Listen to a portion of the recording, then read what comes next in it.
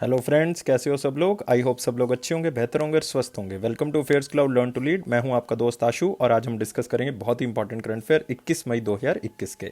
तो आप यहां पे देख सकते हो दो best images of the day. लेकिन आज हम बहुत ही इंपॉर्टेंट करंट अफेयर्स को डिस्कस करने वाले हैं। तो यार लाइक करना है, वीडियो को शेयर करना है मैक्सिमम टू मैक्सिमम। जो आप नहीं कर रहे हो वो है कि शेयर करना, जो शेयर है वो नहीं कर रहे। लाइक जो है वो बच्चे देख रहे हैं वीडियो को लेकिन लाइक नहीं कर रहे हैं। और यार सब्सक्राइब जो है वो चैनल को जरूर करके जाएं अगर आपको वीडियो अच्छा लग रहा है या आप पहली बार इस चैनल के ऊपर आए हैं। लेकिन आगे बढ़ने से पहले एक दो चीज़ें डिस्कस करूंगा जो कि हमारी एप्लीकेशन के बारे में है। आप हमारी एप्लीकेशन को डाउनलोड कर सकते हैं दोस्तों। उसका लिंक जो है वो आपको डिस्क्रिप्शन बॉक्स में दिख जाएगा और जो एप्लीकेशन का नाम है वो है Careers Cloud learn to lead. और दोस्तों जैसे ही डाउनलोड करोगे अपनी ईमेल आईडी के थ्रू इसमें लॉगिन करें और क्रैक करंट अफेयर्स के ऊपर क्लिक करें और 1 साल या फिर 2 साल की सब्सक्रिप्शन आप बाय कर सकते हैं। इसका प्राइस बहुत ही कम है। एक बार आप मेरे कहने से चेक जरूर कर लें। आप खुद कहेंगे कितने कम प्राइस पे हम आपको ये कैसे प्रोवाइड कर रहे हैं। लेकिन उम्मीद है कि 90 से 95% करंट अफेयर जो आपके एग्जाम में आएगा वो अफेयर्स क्लाउड के करंट अफेयर से ही आएगा। ये हमारा भी जो है वो निश्चय है, आपके लिए हमने किया हुआ है और हम 100% की भी कोशिश कर रहे हैं कि सारा का सारा करंट अफेयर हमारे करवाए हुए करंट अफेयर से आए। लेकिन 90 से 95% हम श्योरिटी दे सकते हैं कि हमारे करवाए हुए करंट अफेयर से आएगा। लेकिन हम किस तरह से आपके करंट अफेयर्स को प्रिपेयर करवाएंगे। सबसे पहले आपको मिलेगा डेली करंट अफेयर्स। डेली में आपको एक नहीं दोस्तों 3 तरह के सेक्शंस मिलेंगे। एक में होगा डिटेल करंट अफेयर उसी दिन का, एक में होंगे क्वेश्चन एंड आंसर फॉर्मेट में करंट अफेयर उसी दिन के, एक होगा क्विज सेक्शन जो आप हमारी एप्लीकेशन के ऊपर डेली अटेम्प्ट कर सकते हो। नेक्स्ट होगा वीकली सेक्शन। वीकली में 3 तरह के सेक्शंस होंगे जिसमें एक होगा पूरे सप्ताह का डिटेल्ड करंट अफेयर, पूरे सप्ताह के क्वेश्चन एंड आंसर फॉर्मेट में करंट अफेयर, और एक होगा क्विज सेक्शन जो आप हमारी एप्लीकेशन के ऊपर हर सप्ताह जो है वो अटेम्प्ट कर सकते हो। नेक्स्ट होगा मंथली सेक्शन। मंथली में आपको 4 तरह के सेक्शंस मिलेंगे जिसमें एक होगा डिटेल करंट अफेयर पर्टिकुलर उसी महीने का, जिससे आपकी प्रिपरेशन और भी अच्छी हो जाएगी। ये पूरा का पूरा डिटेल्ड फॉर्म में होगा।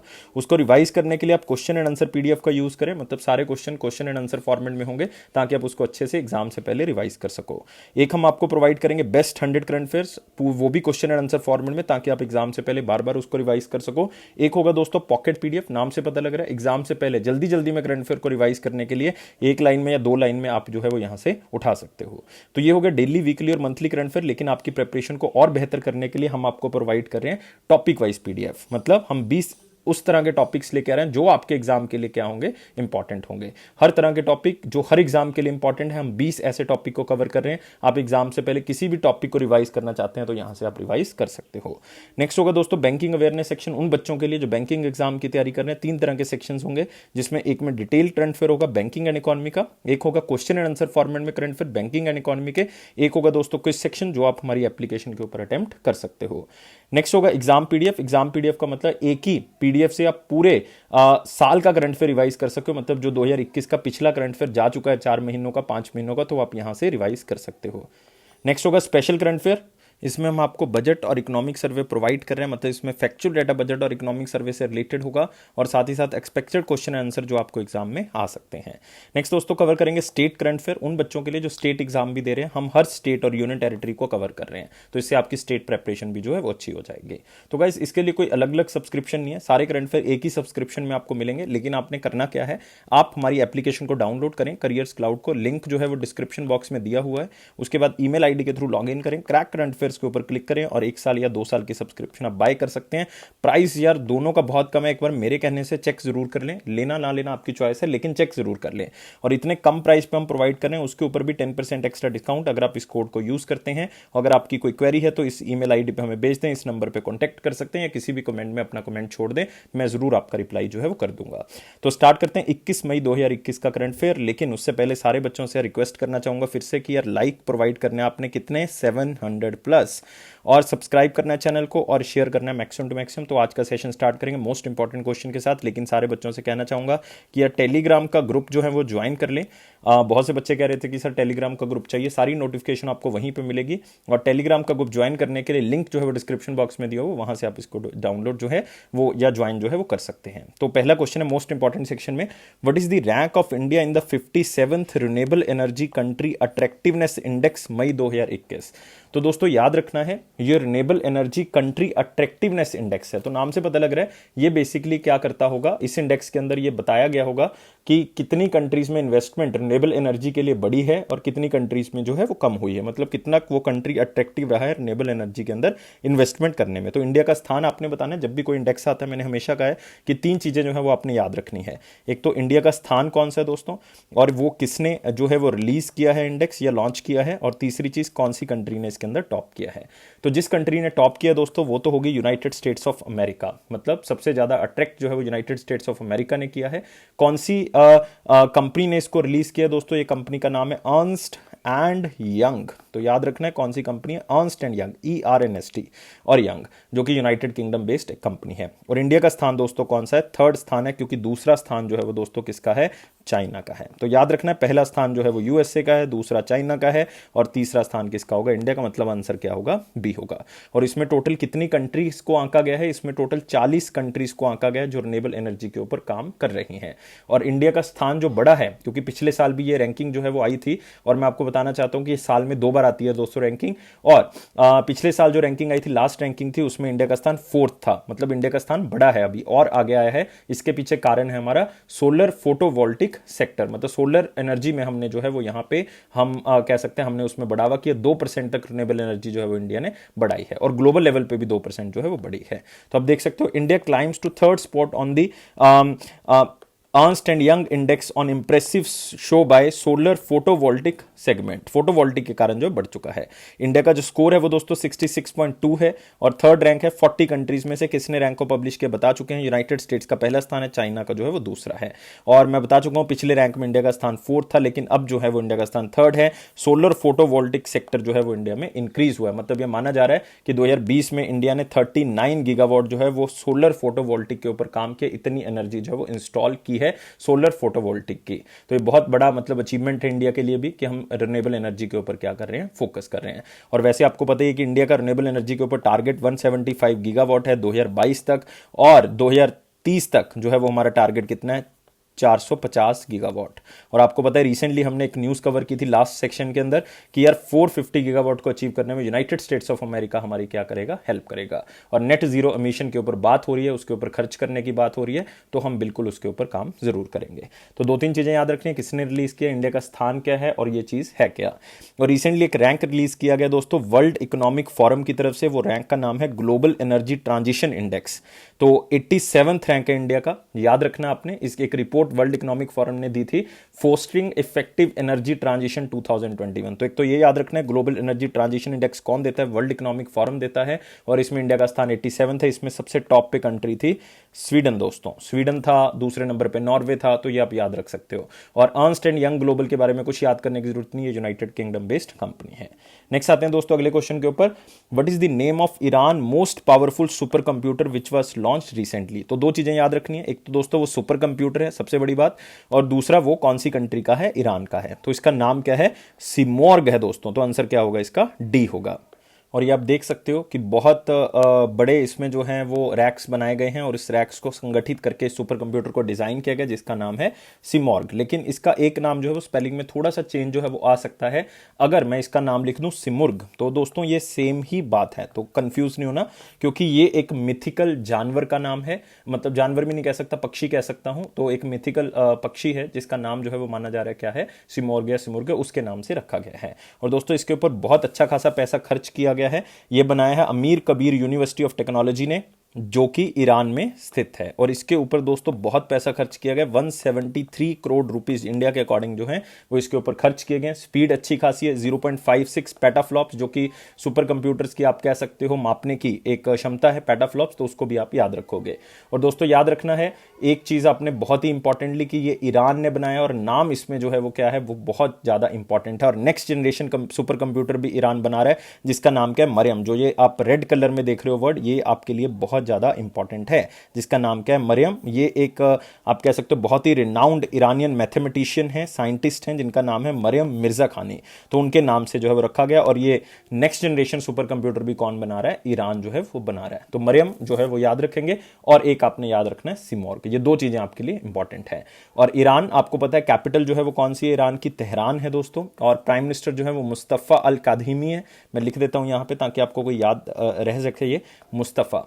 और करेंसी जो है वो क्या है, ईरानियन रियाल। नेक्स्ट क्वेश्चन के ऊपर बढ़ेंगे। अगला क्वेश्चन है which city have top the prime global cities index Q1 of 2021। मतलब ये साल में 4 बार आता होगा क्योंकि ये Q1 का है, मतलब पहले 3 महीनों का है। Evaluation based on prime residential prices, मतलब ये देखा जाएगा पूरे वर्ल्ड के अंदर जो बहुत ही इंपॉर्टेंट सिटीज हैं उसके अंदर जो प्राइम रेजिडेंशियल सिटीज हैं, मतलब जिसमें लोग रहते हैं या जिसमें प्राइजेस सिटीज के हाई हैं, लैंड प्रॉपर्टी जो है बहुत ज्यादा कॉस्टली है, तो उसके बेसिस पे इसको आंका गया है। और इसमें कितनी सिटीज को आंका जाता है दोस्तों, 45 सिटीज को आंका जाता है। इसमें कंपनी है, इंटरनेशनल प्रॉपर्टी कंसल्टेंट कंपनी है यूनाइटेड किंगडम की, उसका नाम है नाइट फ्रैंक। तो मैं लिख देता हूं यहां पे नाइट फ्रैंक। तो इस कंपनी ने ये इंडेक्स जो है वो क्या किया है, रिलीज किया है। और इस कंपनी के अकॉर्डिंग जो सबसे कॉस्टलीएस्ट आप कह सकते हो रेजिडेंशियल प्राइजेस जो आए हैं, वो प्राइम लोकेलिटी कौन सी रेजिडेंस की, वो दोस्तों सबसे महंगी जो आएगी वो आएगी शेंजन के अंदर। वो शेंजन दोस्तों कहां की मतलब आप कह सकते हो स्टेट है, ये बेसिकली है चाइना की। तो सबसे पहला स्थान जो है वो किसका है, शेंजन का। दूसरा स्थान जो है वो शंघाई का है। क्या दिल्ली और मुंबई भी हैं टॉप 45 में? यस, दिल्ली भी है, मुंबई भी है, इवन बेंगलुरु भी है। दिल्ली का स्थान जो है वो दोस्तों पिछले साल अगर मैं बात करूंगा 31 था, मतलब Q4 2020 में जो रैंक था वो 31 था, लेकिन अब दिल्ली का रैंक जो है वो 32 है। मुंबई का रैंक दोस्तों 36 है। बेंगलुरु का रैंक जो है वो कितना है, 40th है। तो इसमें याद करने वाला कुछ नहीं, दिल्ली, मुंबई और बेंगलुरु 4-4 रैंक का दोस्तों तीनों में गैप है, ये आप याद रख सकते हो। और शेंजन, शंघाई याद सकते हो। जो ग्वांगझो है उनका रैंक जो है वो फर्स्ट, सेकंड, थर्ड है। मतलब जो टॉप 3 प्लेसेस हैं जिसमें प्राइम रेजिडेंशियल प्राइजेस हैं, मतलब अच्छे खासे प्राइजेस जो लोगों से लिए जाते हैं, वो तीनों जापान की हैं और सॉरी चाइना की हैं। और ये भी याद रखना है कि 18.9% ग्रोथ हुई है दोस्तों इन जगह की एज ए प्राइस वाइज, मतलब इनके प्राइजेस बड़े हैं, इनकी तरक्की जो है वो ज्यादा हुई है। और दिल्ली की भी तरक्की जो है वो आगे से कम हुई है, मतलब उनके प्राइजेस डाउन हुए हैं पिछले साल से, 0.2% डाउन हो गए। मुंबई के 0.1% डाउन हो गए हैं। और सबसे ज्यादा डाउन हुए हैं दोस्तों न्यूयॉर्क के, मतलब न्यूयॉर्क में नेगेटिव ग्रोथ देखी गई है, 5.8% नेगेटिव ग्रोथ जो है वो देखी गई है। तो ये आप याद रखोगे। नाइट फ्रैंक की तरफ से ये इंडेक्स रिलीज किया गया, प्राइम ग्लोबल सिटीज इंडेक्स है दोस्तों ये। इसमें पहला स्थान शेंजन का, दूसरा शंघाई का, तीसरा ग्वांगझो का। तीनों की तीनों कहां पे हैं, चाइना के अंदर हैं। और Q1 इंडेक्स है और इसमें ग्रोथ जो है वो 18.9% देखी गई। न्यूयॉर्क जो है वो सबसे वीकेस्ट परफॉर्मिंग मार्केट है, वो नेगेटिव में दोस्तों 5.8% प्राइम रेजिडेंशियल प्राइजेस के अंदर। तो इसमें इतना ही याद रखना, और इसमें कुछ याद रखने वाला नहीं, सिर्फ चाहे क्वेश्चन को याद कर लें, और इसमें कुछ इंपॉर्टेंट नहीं है। तो दोस्तों अब ये थे हमारे पास मोस्ट इंपॉर्टेंट क्वेश्चन। अब बढ़ेंगे वेरी इंपॉर्टेंट क्वेश्चंस के ऊपर। लेकिन फिर से सारे बच्चों से कहना चाहूंगा कि यार 700+ लाइक्स हमें चाहिए, सब्सक्राइब करना है चैनल को, शेयर करना है मैक्सिमम टू मैक्सिमम। और सारे बच्चों से कहना चाहूंगा कि यार टेलीग्राम का ग्रुप जो है वो ज्वाइन कर लें। टेलीग्राम के ग्रुप का जो लिंक है वो डिस्क्रिप्शन बॉक्स में दिया हुआ, वहां से आप उसको ज्वाइन कर सकते हैं। तो पहला क्वेश्चन है वेरी इंपॉर्टेंट क्वेश्चन में, which bank tie up with the Hyperverge. तो हाइपरवर्ज कंपनी के साथ किस बैंक ने टाई अप किया है for onboarding customer online under कोविड-19। तो कोविड-19 से कस्टमर जो है वो यूज रहे हैं, फिजिकली आप जा नहीं सकते बैंक में, डर रहे हैं लोग, तो उनको ऑनलाइन ही जो है वो बैंक के साथ जोड़ा जाए।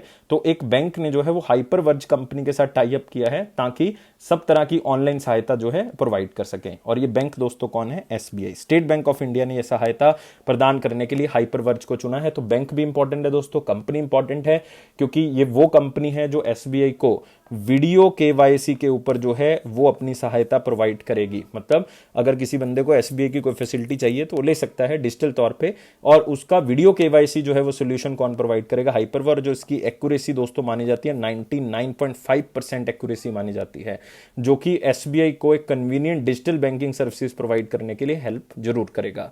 और वीडियो KYC सोल्यूशन जो है वो 100% नॉर्म्स एंड रेगुलेशन के थ्रू है जो RBI ने बताई हुई है, तो उसको पूरा फुलफिल करता है। तो मतलब मतलब ये एक टाइम कंज्यूमिंग प्रोसेस भी नहीं है, बहुत ही आसान है अगर आप देखोगे, क्योंकि वैसे अगर आप देखोगे फिजिकली केवाईसी करने में 20 से 25 मिनट जो है वो कम से कम लगेंगे, लेकिन इसमें 5 मिनट में ही जो है वो आपका पूरा का पूरा केवाईसी जो है वो हो जाएगा, अपना पूरे के पूरे वेरिफिकेशन जो है वो आपकी हो जाएगी। तो ये सारे मतलब यहाँ पे हो जाएगा। और ये कौन प्रोवाइड करेगा? हाइपरवर्ज एक कंपनी है जिसका हेडक्वार्टर आपको कहां पे मिलेगा? कर्नाटका, बेंगलुरु के अंदर। तो आप देख सकते हो स्टेट बैंक ऑफ इंडिया और हाइपरवर्ज ने ये टाई अप जो है वो यहाँ पे किया है। और आप यहां भी देख सकते हैं ये वीडियो केवाईसी सोल्यूशन प्रोवाइड करेंगे एसबीआई को, ताकि कस्टमर्स को ऑनबोर्ड किया जा सके कोविड-19 के दौरान। और वीडियो केवाईसी 100% कंप्लायंट है दोस्तों रिजर्व बैंक ऑफ इंडिया की गाइडलाइंस के थ्रू, मतलब इसमें कोई भी ऐसा नहीं है कि 1% भी जो है वो आरबीआई की गाइडलाइंस को ये वायलेट करता हो। और एसबीआई ने रिसेंटली फुल पावर जोनो सेविंग अकाउंट जो है वो ओपन किया है। जोनो उनका जो है वो नियो बैंक है, आप कह सकते हो you only need one saving account आप खोल सकते हो उनकी एप्लीकेशन के ऊपर जाके।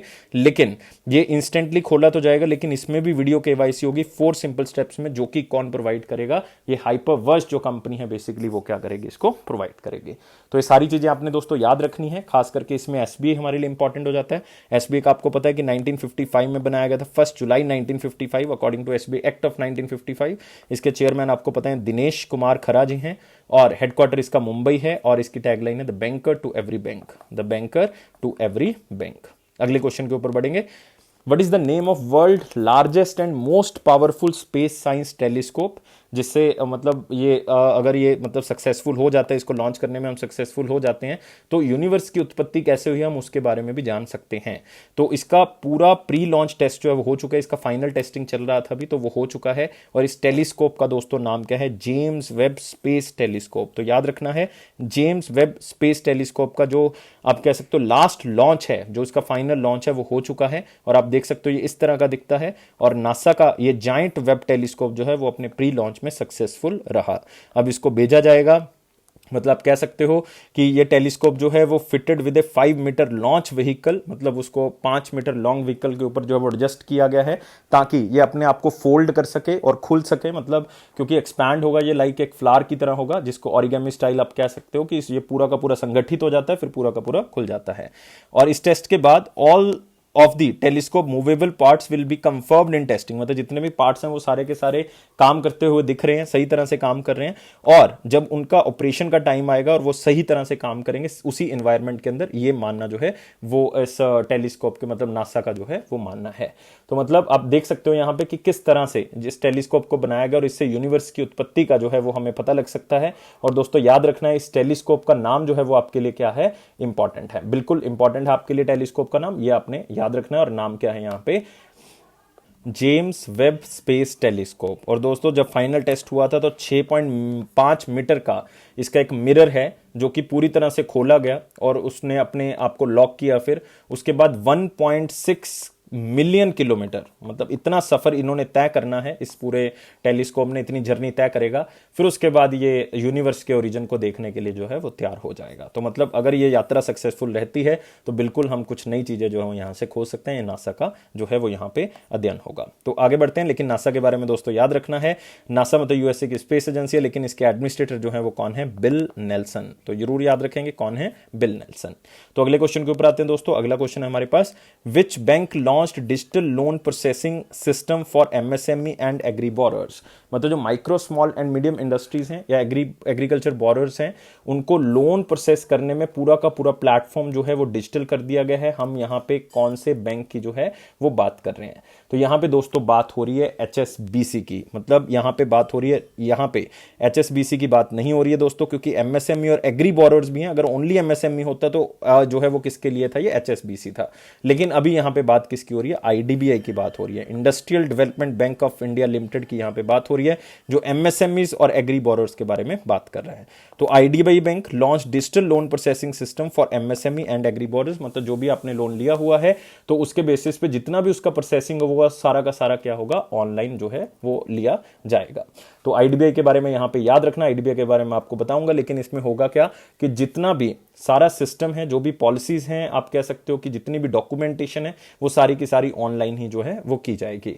और 50 से ज्यादा ऐसे प्रोडक्ट्स हैं लोन से रिलेटेड जो ऑनलाइन ही जो है वो दिए जा रहे हैं। तो बहुत ज्यादा क्वेश्चन में कुछ सीखने के लिए नहीं है, लेकिन आप आईडीबीआई के बारे में जान सकते हो यहाँ पे कि आईडीबीआई जो है वो बेसिकली कब स्टैब्लिश किया गया था। आईडीबीआई जो है वो 1964 में जो है वो इसको इस्टेब्लिश किया गया था। और आपने याद रखना है कि आईडीबीआई के जो चेयरमैन हैं वो एमआर कुमार हैं और इसके जो एमडी और सीईओ हैं वो दोस्तों राकेश शर्मा हैं, राकेश शर्मा। और इसकी टैगलाइन है बैंक ऐसा दोस्त जैसा, बैंक ऐसा दोस्त जैसा। तो अगले क्वेश्चन के ऊपर बढ़ेंगे, सिर्फ इतना ही याद रखना है इसमें और कुछ भी याद करने वाला नहीं है। लेकिन ये 50 से ज़्यादा प्रोडक्ट लाइन जो है वो प्रोवाइड कर रहा है, कस्टमर एक्सपीरियंस को अच्छा करेगा क्योंकि सब कुछ ऑनलाइन हो जाएगा और ये है एमएसएमईज और एग्री कस्टमर्स के लिए। और दोस्तों याद रखना है, रिसेंटली एक रिपोर्ट रिलीज की गई थी विजी की तरफ से, उन्होंने टॉप 10 बैंक्स की जो है वो लिस्ट निकाली थी इंडिया के अंदर, जिसमें सबसे टॉप में था एचडीएफसी फर्स्ट, दूसरा आईसीआईसी, तीसरा जो है वो एसबीआई था। फिर इसमें कुछ और बैंक्स थे जिनकी जो है वो यहाँ पे पूरी की पूरी रैंकिंग निकाली गई थी, जिसमें येस बैंक है, पीएनबी है, टॉप 10 की जो निकाली गई थी। लेकिन ये विजी की तरफ से रैंकिंग जो है वो निकाली गई है, ये आपने जो है वो थोड़ा सा याद रखना है। अगले क्वेश्चन के ऊपर बढ़ेंगे। Which bank has launched first of its kind digital solution called smart serve and IntelliSign to provide a quick onboarding process for its corporate customers।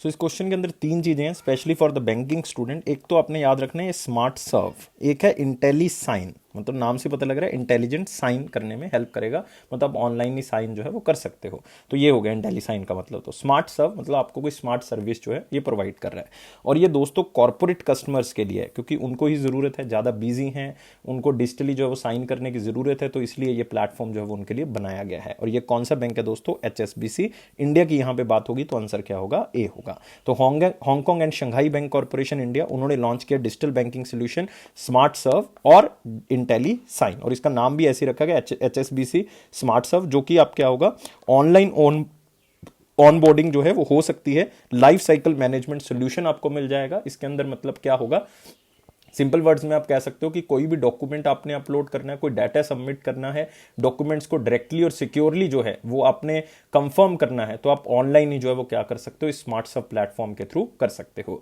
और दूसरा क्या है IntelliSign, मैं पहले बता चुका हूं, अगर आप डॉक्यूमेंट्स को डिजिटली जो है वो लैंड करना चाहते हो, कहने का मतलब है आप ई स्टैंप ड्यूटी जो है वो हासिल करना चाहते हो, ई सिग्नेचर जो है वो आप करना चाहते हो आधार कार्ड वेरिफिकेशन के थ्रू या किसी भी लीगल पेपर के ऊपर, तो आप जो है वो यहां से इसका यूज कर सकते हो। तो याद रखना है स्मार्ट सर्व और IntelliSign दोनों HSBC के प्लेटफॉर्म्स हैं और दोनों के दोनों डिजिटल प्लेटफॉर्म्स हैं और ये दोनों जो हैं वो कॉर्पोरेट क्लाइंट्स के लिए हैं।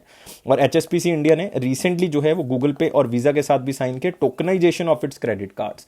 तो इसमें होगा क्या, टोकनाइजेशन का जनरली मतलब क्या होता है कि आप एक बार जो है वो अपना कार्ड नंबर, अपनी कार्ड की सारी डिटेल्स डालोगे, उसके बाद एक टोकन जनरेट हो जाएगा, बस बाद में उस टोकन का नंबर ही आपने जो है वो भरना है, सारी डिटेल भरने की आपको जरूरत नहीं है। That is the tokenisation of credit card. आजकल इसका बहुत ज्यादा ट्रेंड जो है वो चल रहा है और धीरे धीरे करके आप देखोगे ये बहुत ज्यादा प्रचलित हो जाएगा।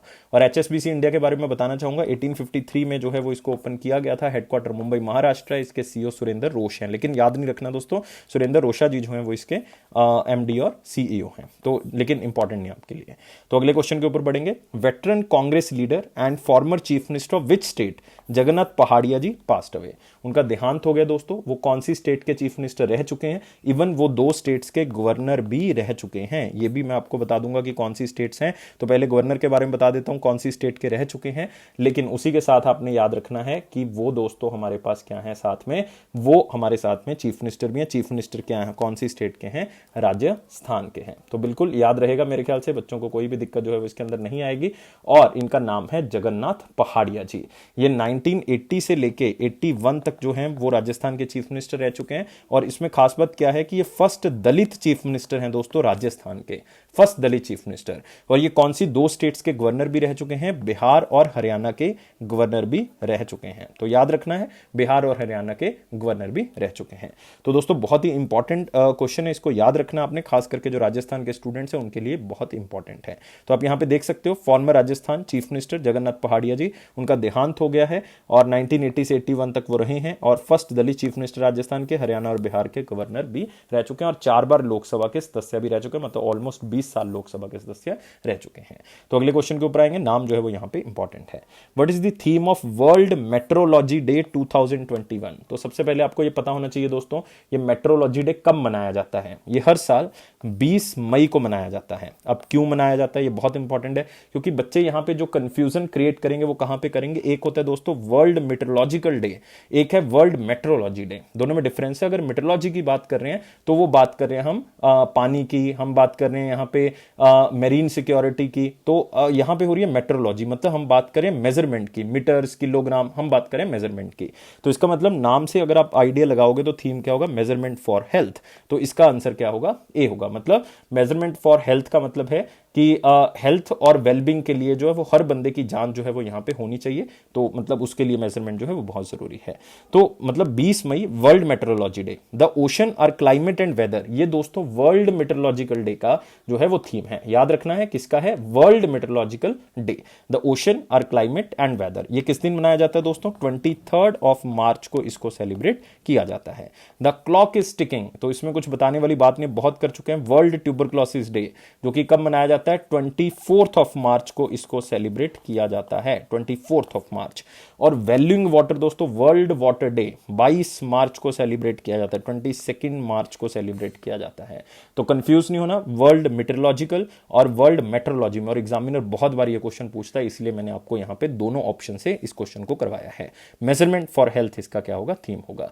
और इसका 20 मई दोस्तों जो है वो क्यों रखा गया है, इसके पीछे कारण है, क्योंकि 20 मई को पेरिस के अंदर, फ्रांस के अंदर 17 जो नेशंस हैं उन्होंने मीटर कन्वेंशन को जो है वो मान्यता प्रदान की थी। किसको, मीटर कन्वेंशन हुई थी 1875 में, और वो डेट जो है वो 20 मई को हुई थी, इसलिए ये दिन भी जो है वो 20 मई को सेलिब्रेट किया जाता है। तो बिल्कुल आगे बढ़ेंगे इस क्वेश्चन के साथ। Summit on financing of African economies 2021 held in which country. तो ये एक बहुत बड़ा खतरा है कि जो अफ्रीकन कंट्रीज हैं वो ऑलरेडी बहुत ज्यादा गरीब हैं, लेकिन कोविड के कारण और भी ज्यादा उनको पैसे की जरूरत है। तो अफ्रीकन इकोनॉमीज को फाइनेंस करने के लिए एक मीटिंग रखी गई, कहां पे रखी गई, वो फ्रांस के अंदर रखी गई। एग्जैक्ट जगह कौन सी थी दोस्तों, पेरिस की थी, लेकिन उसमें इंडिया की तरफ से किसने रिप्रेजेंट किया है, जो हमारे मिनिस्टर ऑफ स्टेट हैं, कौन है, वी मुरलीधरन जी, जो एक्सटर्नल अफेयर्स के मिनिस्टर ऑफ स्टेट है, उन्होंने इस मीटिंग को जो है वो इंडिया की तरफ से जो है वो अटेंड किया है। और फाइनेंशियल रिसोर्सेज को जो है वो हमने प्रोवाइड करना है अफ्रीकन कॉन्टिनेंट को, क्योंकि उनकी इकोनॉमी को रिवाइव करना है कोविड-19 के कारण। तो इंडिया ऑलरेडी कह चुका है कि हम वैक्सीन मैत्री नाम से एक इनिशिएटिव स्टार्ट कर चुके हैं, जिसमें हमने ऑलमोस्ट 24.7 मिलियन डोजेस जो हैं वो कोविड-19 की किसको प्रोवाइड की हैं, हमने जो है वो अफ्रीकन नेशंस को प्रोवाइड की हैं। उनमें 42 कंट्रीज अफ्रीका कॉन्टिनेंट के अंदर हमने जो है वो ये वैक्सीन प्रोवाइड की हैं। और अफ्रीकन कॉन्टिनेंट के अंदर जो हैं वो ऑलरेडी हम जो है वो बहुत ज्यादा पैसा दे चुके हैं, $600 मिलियन की ग्रांट दे चुके हैं दोस्तों, 10 बिलियन यूएसडी का लोन दे चुके हैं अलग अलग डेवलपमेंटल प्रोजेक्ट्स के लिए, और हमारे बहुत से डेवलपमेंटल प्रोजेक्ट जो वहां पे चल भी रहे हैं। और इकोनॉमिक सिनेरियो ये कहता है कि इतना बड़ा रिसेशन जो है वो शायद अफ्रीकन कॉन्टिनेंट के जो देश हैं उन्होंने नहीं देखा होगा, कि 2021 में जो उनके पास आने वाला है, मतलब फर्स्ट रिसेशन 25 साल के अंदर जो है वो आपको यहां पे मिल जाएगा, जो कि एक बहुत बड़ा रिसेशन होगा, क्योंकि ऑलरेडी बहुत ज्यादा गरीब है अफ्रीकन नेशंस। मतलब सबसे ज्यादा पॉवर्टी की जो कंसंट्रेशन आपको मिलेगी वो अफ्रीकन नेशंस के अंदर मिलेगी। तो मिनिस्ट्री ऑफ एक्सटर्नल अफेयर्स की बात कर रहे थे, यूनियन मिनिस्टर सुब्रमण्यम जयशंकर जी हैं, राज्यसभा से हैं, गुजरात उनकी constituency. Minister of state V Muraleedharan ji Rajya Sabha से मेंबर हैं महाराष्ट्र से। नेक्स्ट क्वेश्चन के ऊपर आते हैं, how many sites recently added to the India's tentative list of UNESCO world heritage site. तो दोस्तों इंपॉर्टेंट क्वेश्चन है, इसको वेरी इंपॉर्टेंट में मार्क कर लो, क्योंकि ये लिस्ट है दोस्तों टेंटेटिव लिस्ट। टेंटेटिव का मतलब अभी उनको यूनेस्को वर्ल्ड हेरिटेज साइट में डाला नहीं गया है, सिर्फ एक लिस्ट बनाई गई है जिनमें से वर्ल्ड हेरिटेज साइट को चुना जाएगा।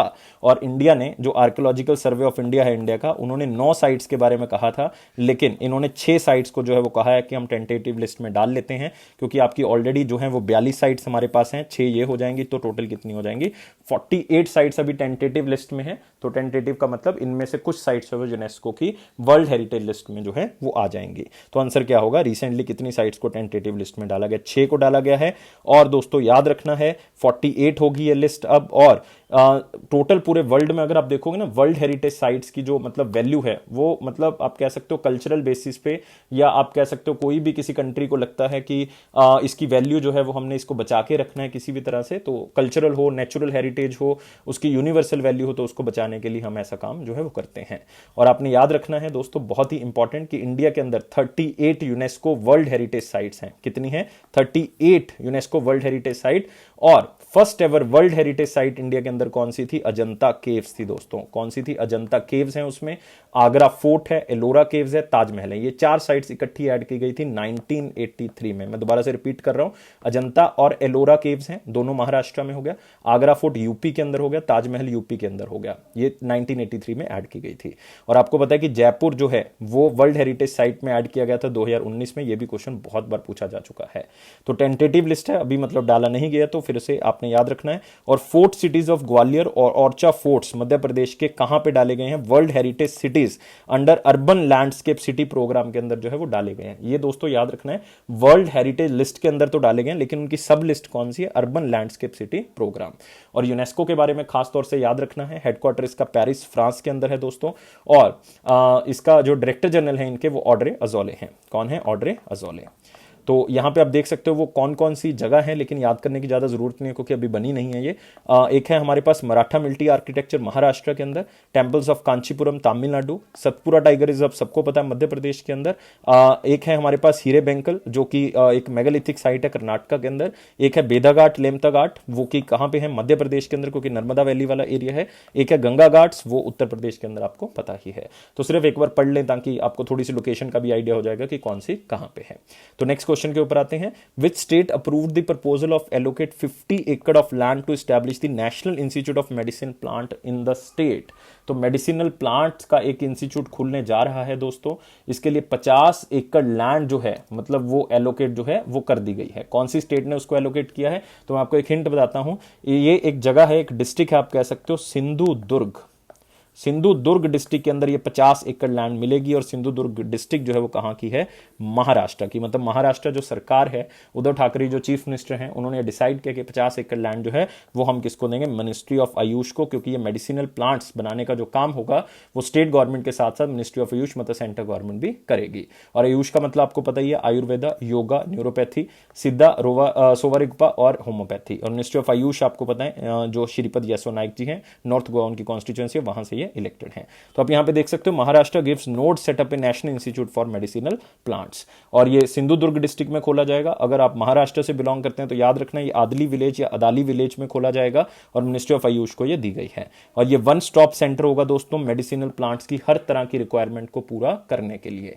ये आपने जो है वो साथ में याद रखना है। और नेशनल इंस्टीट्यूट ऑफ ये मेडिसिनल जो हमारा होगा ये मिनिस्ट्री ऑफ आयुष के अंडर ही काम करेगा। और नेशनल मेडिसिनल प्लांट्स बोर्ड भी है हमारा एक, वो भी मिनिस्ट्री ऑफ आयुष के अंदर काम करते हैं, जिसका हेडक्वार्टर आपको न्यू दिल्ली के अंदर मिल जाएगा। तो ये सारी चीजें आपने जो है वो याद रखनी है। और महाराष्ट्र के बारे में खास तौर से आप याद रखेंगे, चीफ मिनिस्टर आपको पता ही है कि कौन है? उद्धव ठाकरे जी हैं। और गवर्नर कौन है महाराष्ट्र के? भगत सिंह किशोरी जी। तो याद रखना है भगत सिंह किशोरी जी ये महाराष्ट्र के गवर्नर। एडिशनल चार्ज भी है दोस्तों इनके पास गोवा का। लेकिन यहां पे 2 नेशनल पार्क याद रखेंगे, तो दोबा नेशनल पार्क और साथ में एक संजय गांधी नेशनल पार्क। ये दोनों नेशनल पार्क बहुत ज्यादा इंपॉर्टेंट हैं। अगले क्वेश्चन के ऊपर आते हैं। अगला है हमारे पास इंपॉर्टेंट क्वेश्चन दोस्तों, लेकिन वीडियो को 700+ लाइक्स हमें चाहिए। सब्सक्राइब करना है चैनल को, शेयर करना है मैक्सिमम टू मैक्सिमम। और दोस्तों एक बात और करना चाहूंगा कि टेलीग्राम को ज्वाइन कर लें जो बच्चे अभी जुड़े हैं, लिंक जो है वो डिस्क्रिप्शन बॉक्स में दिया हुआ है। पहला क्वेश्चन है, India become the dash largest insurance technological market in Asia Pacific region. ये एक रिपोर्ट है standard and poor global report की। तो दोस्तों ये क्वेश्चन बहुत ज्यादा इंपॉर्टेंट नहीं कहूंगा क्योंकि ये एक रिपोर्ट है सिर्फ, और मतलब इतनी ज्यादा फेमस नहीं है। और ऐसा भी जरूरी नहीं है कि हर साल ये रिपोर्ट जो है वो आपको वहां पे मिल जाएगी। और ये रिपोर्ट जो है वो दोस्तों किसने दी है? ये रिपोर्ट दी है S&P ग्लोबल मार्केट, जो कि क्रेडिट रेटिंग एजेंसी के तौर से भी जानी जाती है। और दोस्तों इंडिया जो है वो सेकंड लार्जेस्ट मार्केट के तौर पे जो है वो क्या आया है? सामने आया है। तो इस चीज को आपने याद रखना है। तो अगर इंडिया सेकंड आया दोस्तों तो फर्स्ट पे कौन होगा? फर्स्ट पे है दोस्तों चाइना। मतलब सबसे ज्यादा टेक्नोलॉजिकल बेस्ड इंश्योरेंस कंपनीज जो है वो आपको कहां पे मिलेंगी? वो आपको मिलेंगी चाइना के अंदर। और इंडिया के अंदर भी बहुत बड़ा जो है वो प्रीमियम जो है वो जाता है इंश्योरेंस सेक्टर में। ऑलमोस्ट $107 बिलियन जो है वो प्रीमियम इंडिया में फाइनेंशियल ईयर 20 में जो है वो आया है। तो इसका मतलब ये ग्रोथ जो है वो बहुत ज्यादा 10% ग्रोथ जो है वो मानी जा रही है पिछले 5 सालों के अंदर, फाइनेंशियल ईयर 15 से लेकर फाइनेंशियल ईयर 20 तक। और S&P जो है दोस्तों एक United United state based credit rating agency है। तो इस चीज को याद रखना आपने, सेकंड स्थान जो है वो इंडिया का है। तो इसमें और कुछ याद करने वाला नहीं, कुछ याद रखना भी नहीं आपने, सिर्फ अगले क्वेश्चन के ऊपर बढ़ेंगे। Which company launch the first prototype of mechanical mine field marking equipment, जिसको MK2 या ट्रिपल ME भी कहा जाता है। ट्रिपल ME का मतलब mechanical mine field marking equipment, MK2 for the Indian army. तो आर्मी जो है वो माइन मार्क करवा सकती है इस आप कह सकते हो मैकेनिकल इक्विपमेंट के थ्रू। एक आप कह सकते हो बस की तरह ये दिखता है, हाफ बस की तरह। तो ये माइनिंग एक्टिविटीज को पूरा करेगा। पूरा तो नहीं कहूंगा कि पूरा डिजिटल हो चुका है, लेकिन हाँ इसमें जो मैन इंटरवेंशन है वो बहुत ज्यादा कम हो जाएगी। और ये कंपनी है दोस्तों भारत अर्थ मूवर्स लिमिटेड, तो इन्होंने जो है वो इसको बना के दिया है। तो अभी जो प्रोटोटाइप है इसका मतलब जो ट्रायल है वो हो चुका है, और आप देख सकते हो BEML का लोगो आपको यहां पे दिखेगा, और MK2 फॉर इंडियन आर्मी जो है ये बना के दिया है BEML ने। इसमें ह्यूमन इंटरवेंशन बहुत कम हो जाएगी, जो माइन फील्ड मार्किंग रेट है वो बहुत ज्यादा फास्ट हो जाएगा। और BEML को उम्मीद है कि 55 सिस्टम जो है मिनिस्ट्री ऑफ डिफेंस उनको कहेगी बनाने के लिए। और BEML में 3% शेयर जो है वो गवर्नमेंट का है। तो आप कह सकते हो एक क्लास कंपनी है किसके अंदर, मिनिस्ट्री ऑफ डिफेंस के अंदर। वैसे भी आपको पता है मिनिस्ट्री ऑफ डिफेंस का दोस्तों लक्ष्य है कि हमने जो है वो आत्मनिर्भर बनना है डिफेंस के अंदर। खास करके हमने डिफेंस सेक्टर के अंदर जो है वो इंडिजीनियसली चीजें बनानी है, जिसमें सबसे बड़ा रोल HAL आप कह सकते हो भारत अर्थ मूवर्स लिमिटेड के द्वारा जो है वो बनाया जा रहा है। और आपको रिसेंटली पता है कि 33% इंडिया का इंपोर्ट्स आर्म्स के अंदर कम हो चुका है, जो कि एक बहुत ही गुड न्यूज़ है, क्योंकि हम खुद जो है वो इन चीज़ों को बना रहे हैं। और BEML का दोस्तों हेडक्वार्टर याद रखना है कहाँ पे है, बेंगलुरु कर्नाटका के अंदर। इसके चेयरमैन और मैनेजिंग डायरेक्टर MV राजाशेखर, लेकिन बहुत ज़्यादा इंपॉर्टेंट नहीं कहूँगा, हेडक्वार्टर याद रखना है। नेक्स्ट आते हैं one liner important point. One liner important point में पहला पॉइंट है Barbora Strycova, farmer world number 1 doubles player, retire from tennis. तो 3 चीजें, एक तो यार नाम इनका बारबोरा स्ट्राइकोवा, बहुत ही फेमस प्लेयर थी ये, और इन्होंने रिटायरमेंट ले लिया कौन सी गेम से, टेनिस से। और वर्ल्ड नंबर 1 नहीं है वुमेन कैटेगरी के अंदर, डबल्स कैटेगरी के अंदर। सिंगल में इनका बहुत ही अच्छा अगर रैंक की बात करूं तो 16th रैंक जो है वो रहा है, अच्छे से अच्छा रैंक। लेकिन डबल्स के अंदर इनका स्थान जो है वो नंबर 1 भी रहा है। और कौन सी कंट्री से बिलोंग करती हैं, चेक रिपब्लिक से बिलोंग करती हैं।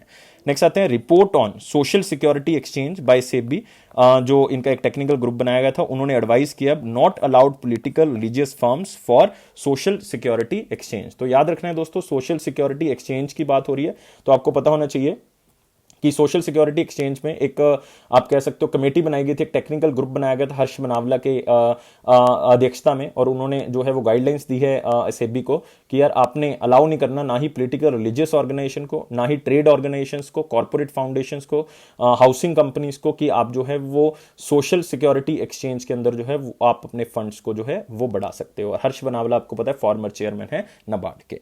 Next, Bombay stock exchange and Dun and Bradstreet India partners to promote MSME growth. तो मतलब अभी हम आज भी क्रिकेट MSME ग्रोथ के लिए जो है वो IDBI भी आगे कर रहा है। लेकिन आपने ये नहीं कुछ नहीं याद रखना, सिर्फ बॉम्बे स्टॉक एक्सचेंज के बारे में जो है वो यहाँ पे याद रखना। आपको पता है कि बॉम्बे स्टॉक एक्सचेंज के जो गठन है दोस्तों वो कौन से ईयर में हुआ था, 1875 में हुआ था। और इसका जो इक्विटी इंडेक्स है वो है S&P, BSE, सेंसेक्स। और सेंसेक्स आपको पता है कितनी कंपनीज का मेल है, 30 कंपनीज का एक ग्रुप है। और मैनेजिंग डायरेक्टर और CEO कौन है बॉम्बे स्टॉक एक्सचेंज के, आशीष कुमार चौहान है। हेडक्वार्टर इसका मुंबई में आपको मिलेगा। नेक्स्ट आते हैं, प्रियदर्शनी महिला नगरी सहकारी bank was impose ₹1 lakh penalty by the RBI। तो बहुत से आप कह सकते हो कोऑपरेटिव बैंक, बहुत से रूरल बैंक्स के ऊपर जो है वो पेनल्टी लगाई है, क्योंकि RBI की गाइडलाइंस को फॉलो नहीं किया जा रहा है, सुपरवाइजरी एक्शन फ्रेमवर्क को फॉलो नहीं किया जा रहा है। तो प्रियदर्शनी महिला नगरी सहकारी बैंक आपने सिर्फ याद रखना है कि कौन सी स्टेट का दोस्तों, महाराष्ट्र का है, Maharashtra. Next, national basketball association created social justice award, किसके नाम पे, करीम अब्दुल जबर के नाम से। तो दोस्तों आपने याद रखना है यहां पे सिर्फ एक नाम जो है वो आप याद रखेंगे, नाम क्या है, करीम अब्दुल जबर। कौन सी कंट्री से प्ले करते थे ये, अमेरिका से प्ले करते थे। और उन प्लेयर्स को ये अवार्ड दिया जाएगा जो सोशल जस्टिस के लिए लड़ते हैं। इसमें $1 लाख जो हैं वो उस प्लेयर को दिए जाएंगे जो ये अवार्ड जीतेगा। और वो $1 लाख जो है वो उसके मतलब वो खुद नहीं यूज करेगा, वो चैरिटी में देगा जो उसकी चॉइस की होगी। और जो बाकी 4 फाइनलिस्ट होंगे, क्योंकि 5 बंदों को चुना जाएगा, जो 4 फाइनलिस्ट होंगे उनको भी $25,000 दिए जाएंगे, लेकिन वो भी चैरिटी में इसको दान करेंगे। नेक्स्ट है यूएलए का मतलब है United Launch Alliance launches SBIRS, SBIRS, इसका मतलब space based infrared system geosynchronous earth orbit flight 5। तो आप कहोगे सर बहुत ही मुश्किल सा नाम है, तो मैं कहूंगा याद भी नहीं रखना आपने, इसका पूरा नाम है स्पाइरिस जियो 5। स्पाइरिस जियो 5 ये यूनाइटेड स्टेट्स की जो स्पेस फोर्स है उसके लिए जो है वो छोड़ा गया है। मतलब ये जो स्पाइरस है दोस्तों क्या काम करेगा, इंफ्रारेड बेस्ड है। अगर इसने देखा कि आकाश से कोई भी मिसाइल जो है वो थ्रेटनिंग है, अटैक कर रही है, तो ये जो है उसको रोक लेगा, उसको तबाह कर देगा, मतलब अपने आप ही ऑटोमेटिकली ये चलेगा। तो मतलब आप देख सकते हो जिस तरह से आपको पता है कि इजराइल का जो आयरन डोम सिस्टम है तो उससे काफी प्रभावित या मिलता जुलता आपको लगेगा ये, तो मतलब ये उसको बचा लेगा। तो यूनाइटेड लॉन्च अलायंस का जो हेडक्वार्टर है वो यूनाइटेड स्टेट्स ऑफ अमेरिका में है दोस्तों, याद रखना है ये किसके लिए काम करता है, ये करता है यूनाइटेड स्टेट्स स्पेस फोर्स के लिए। और वर्ल्ड की first and currently only independent space force कौन सी है, यूएस आर्म्ड फोर्स या यूएस स्पेस फोर्स, ये आर्म्ड फोर्स का ये एक हिस्सा है। नेक्स्ट आते हैं दोस्तों अगले क्वेश्चन के ऊपर। अगला क्वेश्चन है हमारे पास क्वेश्चन ऑफ द डे 20 मई 2021 का क्वेश्चन हमारे पास क्या है, सेल्फ हेल्प ग्रुप इंट्रोड्यूस जो है वो कौन से ईयर में दोस्तों इंडिया में किए गए थे। तो दोस्तों याद रखना है सेल्फ हेल्प ग्रुप्स की अगर मैं बात करूंगा कि ये इंडिया में कौन से ईयर में जो है वो स्टार्ट किए गए थे, तो इसमें एक सबसे इंटरेस्टिंग फैक्ट है कि ये इंडिया से बेसिकली स्टार्ट तो हुआ था, लेकिन इसकी शुरुआत जो है वो सबसे पहले जो है वो दोस्तों कहां पे की गई थी, इसकी शुरुआत की गई थी बांग्लादेश से। जो बांग्लादेश में एक पर्सन है, मैंने कल भी आपको बताया था, मोहम्मद यूनुस जी, इन्होंने उसकी शुरुआत की थी। इसमें होता क्या है कि 10 से 25 बंदों का एक ग्रुप, खास करके वुमेन्स का एक ग्रुप होता है, जिसमें वो अपना पैसा डालती हैं और बाद में वो इसको लेंड करती हैं। फिर क्या होता है कि वो मार्केट में जो आप कह सकते हो मनी लेंडर्स हैं उनको उनसे बचाने के लिए किसानों को या छोटे लोगों को, तो उनको ये पैसा जो है वो दिया जाता है। इसको कहते हैं माइक्रो क्रेडिट। ये दोस्तों आप कह सकते हो नाबार्ड की हेल्प से खोला गया था, एक सबसे पूरे वर्ल्ड की सबसे बड़ी स्कीम के थ्रू प्रोग्राम था, जिसको कहा जाता है self help group bank linkage programme. Self help group bank linkage programme, मतलब सेल्फ हेल्प ग्रुप्स को बैंक्स के साथ जोड़ा जाएगा ताकि जो है वो पैसा जो है बैंक्स के पास बढ़ सके और इनके पास भी, सेल्फ हेल्प ग्रुप्स के पास भी पैसा बढ़ सके और ये आगे पैसे को लेंड कर सकें। और ये दोस्तों किस ईयर में जो है वो ओपन हुआ था, ये हुआ था 1992 में। कौन से ईयर में, 1992 में। तो अगले क्वेश्चन के ऊपर आते हैं। अगला क्वेश्चन हमारे पास question of the day. Question of the day क्या कहता है दोस्तों, यूपीआई सर्विस इंडिया में कब लॉन्च हुई थी। तो आपने बताना है यूनिफाइड पेमेंट इंटरफेस जो है, जो कि आजकल आप बहुत ही ज्यादा यूज कर रहे हो, मतलब मैं कह सकता हूं कि मैक्सिमम ट्रांजैक्शन जो यूथ करता है वो सारी की सारी किसके थ्रू करता होगा, मैक्सिमम टू मैक्सिमम यूपीआई के थ्रू करता होगा। तो ये इंडिया में कौन से ईयर में लॉन्च हुआ, फटाफट बताना है। बहुत ही इंटरेस्टिंग और बहुत ही इंपॉर्टेंट क्वेश्चन है आपके सामने। तो यार आंसर कमेंट बॉक्स में देना है, साथ ही साथ 700+ लाइक्स मुझे चाहिए, सब्सक्राइब कर देना चैनल को, वीडियो को मैक्सिमम टू मैक्सिमम शेयर करना है और साथ ही आप बेल बटन को प्रेस कर दें ताकि नोटिफिकेशन ऑन टाइम मिल सके। टेलीग्राम ग्रुप को ज्वाइन कर लें ताकि आपको नोटिफिकेशन टेलीग्राम ग्रुप पे भी जो है मिलती रहे। और दोस्तों हमारे कोर्स को परचेज करने के लिए, मतलब करंट अफेयर्स को परचेज करने के लिए 1 साल के या 2 साल के कोर्स को आप एप्लीकेशन डाउनलोड करें, लिंक जो है वो डिस्क्रिप्शन बॉक्स में दिया हुआ। प्राइसेस बहुत कम है, इसके ऊपर भी आपको 10% एक्स्ट्रा डिस्काउंट मिल जाएगा अगर आप #10 कोड को यूज करेंगे। तो गाइस वीडियो देखने के लिए बहुत बहुत शुक्रिया। आप इसी तरह से मुस्कुराते रहें और खुश रहें और लाइफ को बहुत ज्यादा सीरियस लेके कोई भी काम नहीं करेंगे, खुश रहेंगे लेकिन। Thank you guys, take care and bye bye.